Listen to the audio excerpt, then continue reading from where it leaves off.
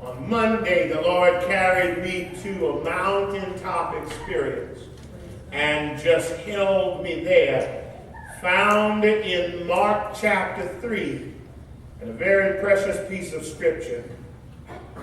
The 14th verse deals with him calling the disciples, the 12, to himself. And at that time, there were 12 of them, but they were not alone. Their numbers continued to grow as the Lord added to his kingdom. But something about that 14th verse says that Jesus ordained the 12, that they should be with him. In my study time that Monday morning, I didn't get any further than that first part of that verse.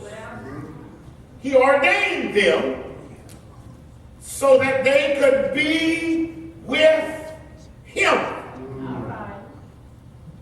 I want to challenge you this morning, New Bethel. In our crazy and busy days, how much time do you spend with him? Do you spend the time that he wants to be first in your day? Dedicated, devoted, committed to the one who gives us life, the one who gives us health and healing, and the one who gives us strength. I am first to say that in my given day that there is a lot going on. And I'm sure there is in each one of yours as well. But the Lord calls us, he challenges us to put things in their right priority. And the first fruits of everything, including our time, should belong to him. In the scripture reference for the morning, at the very beginning of that 3rd chapter of Mark, I want to back up to give you some light as to what's happening, because there are two groups of folk that are central to this 3rd chapter. And I want you guys to take a moment and join me, if you will. Maybe he'll do in you what he did in me on Monday.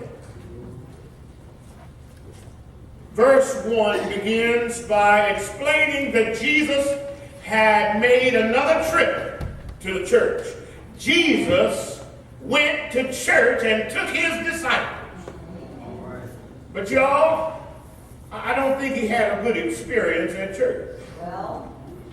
Jesus went to church and took his disciples, and the second half of this first verse says, and there was a man there that had a withered hand. Now, for those of you that may not know, the term withered means that physically he had atrophy of the muscles of that hand. In other words, the hand no longer had the strength that it needed to function as it ought. And when that happens, oftentimes it even reduces in size. Chances are that hand was inoperative. Chances are it may have even curled back up on itself. But it proved to be ineffective for that man. It was useless to him.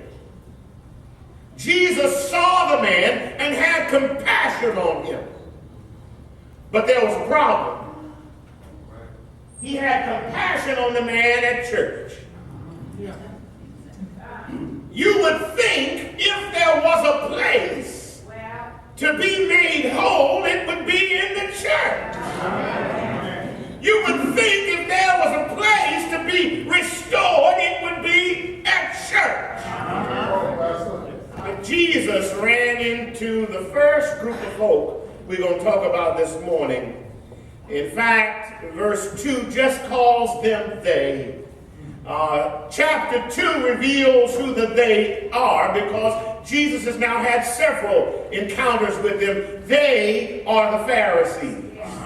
The Pharisees were the religious leaders of Jesus' day. And I don't want you to misinterpret this.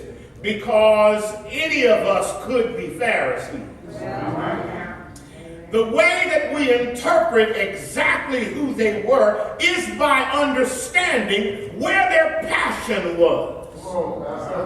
They were the religious leaders of Jesus' day, but their passion was in the law. They were the interpreters of the law. They were the keepers of the law. They were the enforcers, if you will, of God's law. And therein is the rub. There is where they missed the mark. Instead of, I guess the best way to illustrate this, if I may, we went bowling with the youth last week, and we had a wonderful, wonderful time. I'm sorry, week before last. And we had a wonderful, wonderful time, and we went to the bowling lanes on Fairfield Road, and they've got a wonderful little thing there. For those of you that aren't familiar with bowling, it's an interesting challenge. You have to chuck a heavy ball down a strip of wood. They call it a lane. On the left and on the right of that narrow strip of wood is a trench that grabs your ball and just pulls it down in there. They call that the gutter. How fitting. It's called the gutter because once the ball gets in the gutter, there's no coming out. Now, the goal of the game is to keep your ball in the middle of the lane and knock down as many pins as you can. There's 10 of them waiting on you at the end of the lane. They're standing there and they're mocking you. They're laughing at you. And you've got to take that ball and hurl it down that lane and knock as many of the 10 down as you can and hope that the gutter doesn't claim your ball.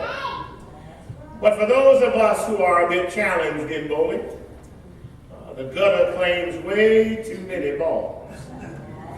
So the bowling lanes have figured out a way to increase your enjoyment and minimize your time in the gutter. They have these delightful little tools they call them bumpers. And what they do is they grab it and pull it up, and it stands between you and the gutter. That'll preach right there by itself. But they pull these bumpers up, and when you throw your ball, instead of your ball going in the gutter, the bumper is designed to bump your ball back into play and keep it going down the lane until it has successfully hit its mark. The religious leaders of Jesus' day were supposed to be bumpers, designed to keep folks' lives out of the gutter.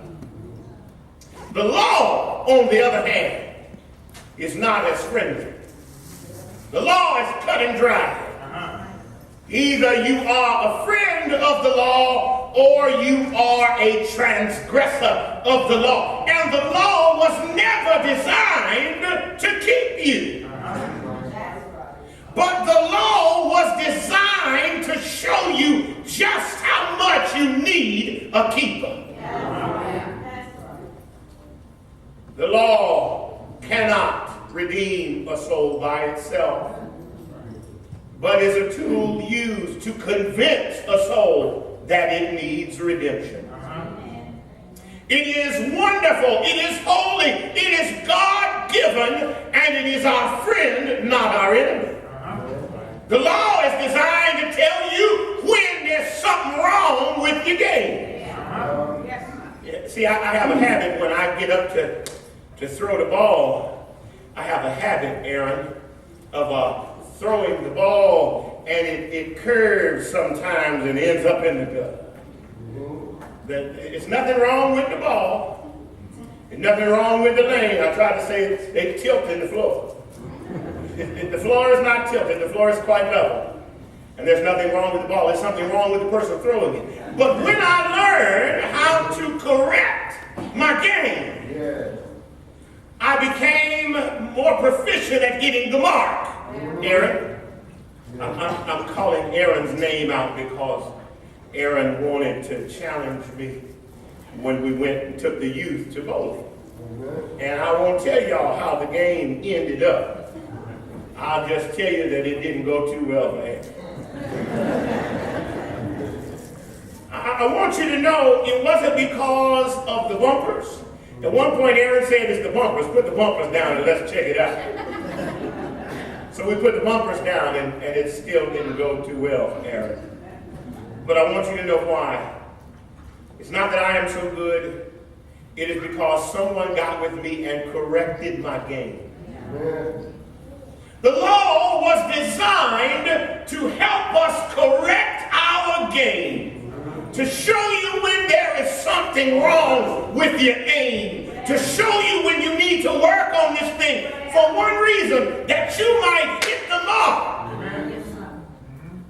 The Pharisees, unfortunately, had lost sight of this and began to, they were masters of the law. In fact, that's where they spent all of their time, day and night. They studied the law. They became experts in the law. Only one problem with that.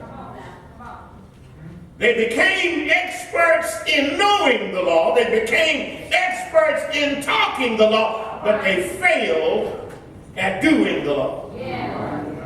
There was still something wrong with their game. Jesus came to church and brought his disciples and discovered that there was something wrong with their game. Because when they got there, he encountered this man with the withered hand.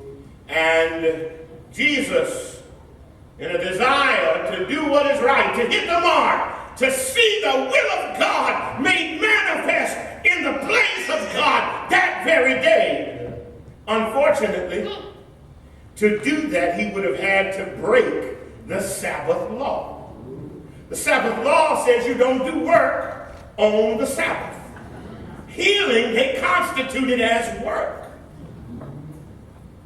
Jesus exposed this problem by saying, told the man, stand forth.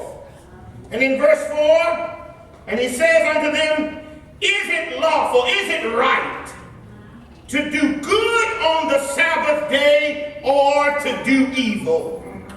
To save a life or to kill it? He asked this because Jesus knew what they were up to.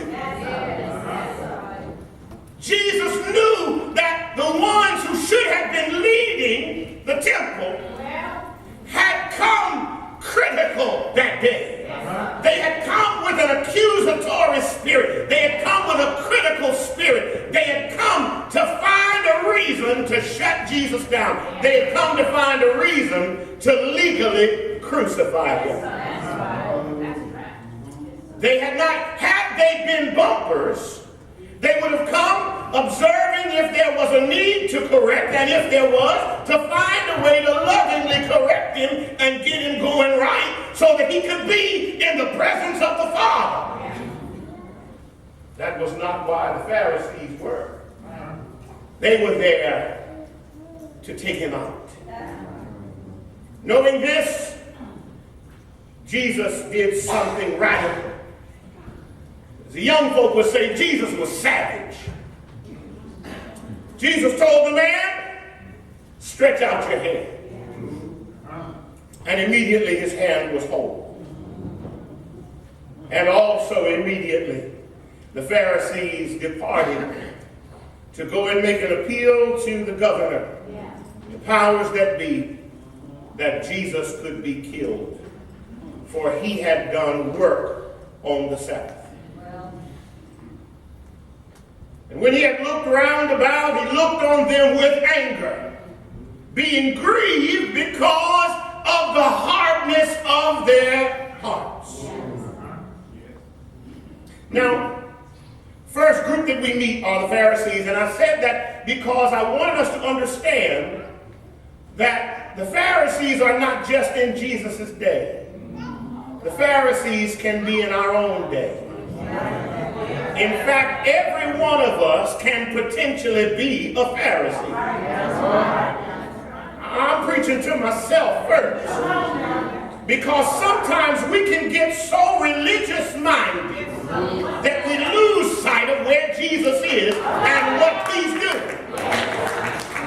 If he moves in a way that's not familiar to us or that's not convenient to us, very often we try and find fault with it and find a reason to shut it down rather than to say, Jesus, let me come to you so that I can be where you are. Peter encountered Jesus walking on the waves in the middle of the night, and Peter said, Lord, if it's really you, tell me to come to you, and I'll be able to come to you. Peter, at the hearing of the voice of the Lord, stepped out of the boat onto water and began to defy the laws of science and the laws of physics and walked on the water. Some of us could do no less than Peter if we would just listen for the voice of God and do what God said to. Some of us could defy the odds. Some of us could rebuke cancer and overcome sickness. Some of us could overcome impurities and hardships of this life and do the impossible just because I heard from Jesus. But are you spending time with the Lord? The first group that we saw were the Pharisees. If you look up Pharisee in the dictionary even now, it is equated with hypocrisy. Saying one thing, doing another. Have you ever been guilty of being a Pharisee, dear child of God? I'm going to keep it real and just tell you about my life. I know that I have. I know that there have been moments when I get so caught up in how good I'm doing that I miss the goodness of Jesus and the reality that it's not anything to do with how good I've been, but quite the contrary, how good he is. That I am healed, that I am made whole, that I am delivered, that I am blessed. And when I spend time in the presence of the Most High God, I find that there are certain precious promises that are in an application that are found in God's Word. One of those promises says, if God is for you, who can be against you? One of those promises says that when the enemy comes in like a flood, that God will lift up a standard against you. One of those promises says that God's word will not return to him void, that he sent his word and healed them of all their diseases.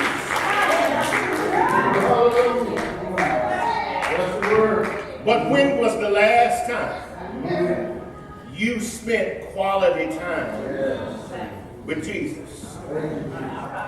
Now, I'm going to tell you before I leave about the second group that's encountered in this story. The second group has to do with those who don't necessarily spend regular time, but who have had an encounter with Jesus. For the man in the synagogue with the withered hand, that day he received his healing. Just because Jesus told him to stand up, then he told him to put his hand out. And immediately he was made whole. Now, I want y'all to know this. It wasn't because the pastor was so wonderful. It wasn't because the deacons were so great. It wasn't because that somebody had been to medical school. It wasn't because the doctor was in the best HMO plan. It wasn't because he had had any extra anything. It was only because Jesus told him what to do, and he did it. If God gives you a word and you are obedient to it, there is no limit of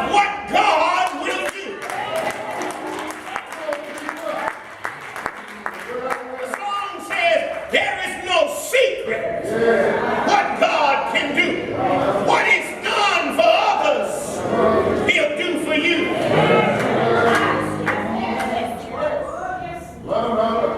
By the time we get to the heart of this thing, Jesus had fled the church because they were getting ready to kill him. It's sad to think that sometimes Jesus ain't even welcome in the church. But I love this part. He left the church and went to the beach. He went down to the coast, went down to the beach. The Bible says that in his going, let me get back to my text, good gracious. Gets down to the edge of the water, and because he had healed many, in verse 10, there was a multitude that had chosen to follow Jesus.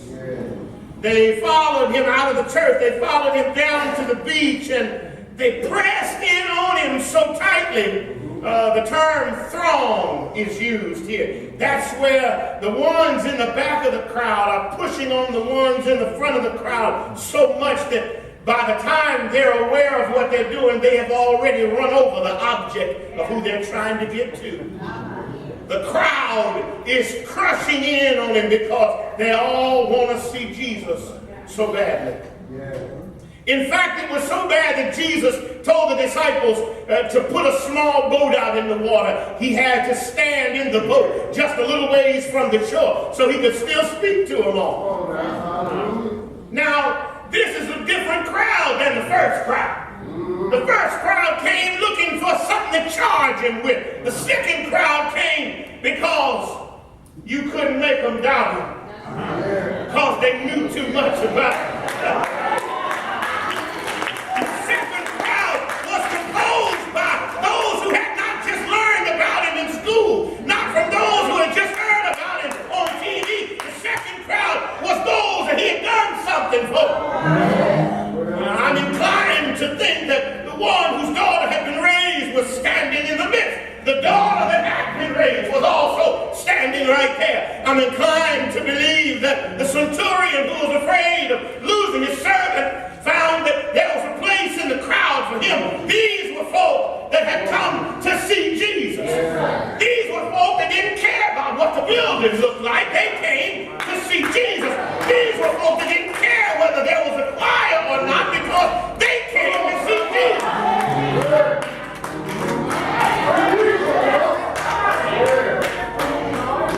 Now, out of this group, there was a distinction made.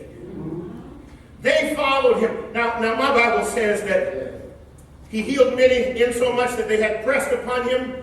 They had come from Jerusalem. They had come from Galilee. They had come from Judea. They had come from Idumea, which is the land of Edom. They had come from Tyre and Sidon, and the multitude was great. If you get a map and you look at this area, that is an area encompassing more than 100 miles. They had come from so far away to see Jesus. You know, and I had to think, church might have gone differently for Jesus had the folk there come to see Jesus.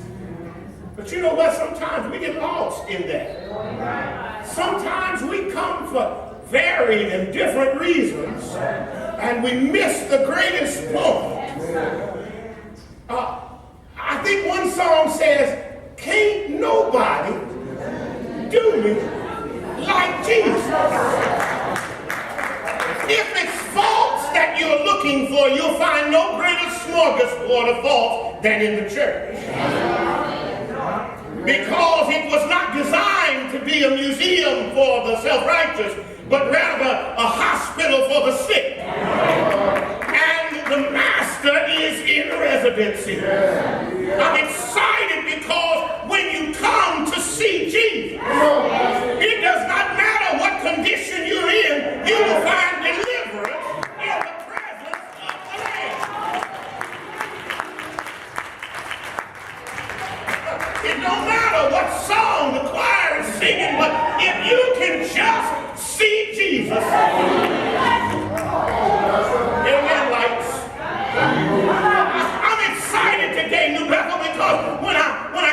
thinking about that thing in my quiet time, and the Lord kept ministering to me.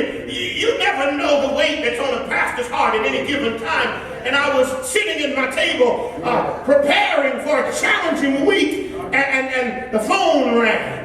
And I got ready to get up from my time. As I hung up the phone, the Holy Ghost said in my spirit, wait a minute. Have you seen Jesus yet? The Holy Ghost said, wait a minute. Nothing is more important. And instantly, he brought my mind back to one of the stories from the Bible. He brought my mind back to the story of an after-church experience. He brought my mind back to the Sunday church had ended and Jesus had gone to his friend Lazarus' house. When they got there, the story records that the house is all filled and hustling and bustling with folk. And in the midst of all that's going on, sitting there in the living room of young Lazarus is the Lord himself, Jesus. But sitting at Jesus' feet is a young lady who's got a story. It's a young lady who hadn't always done things right. She hadn't always been worthy of the congregation. In fact, the first time that we meet her in the beginning of the story, she's been caught in the very act of adultery. And they brought her to Jesus. But when she got to Jesus, she found mercy. When they brought her to Jesus, she found redemption. When they brought her to Jesus,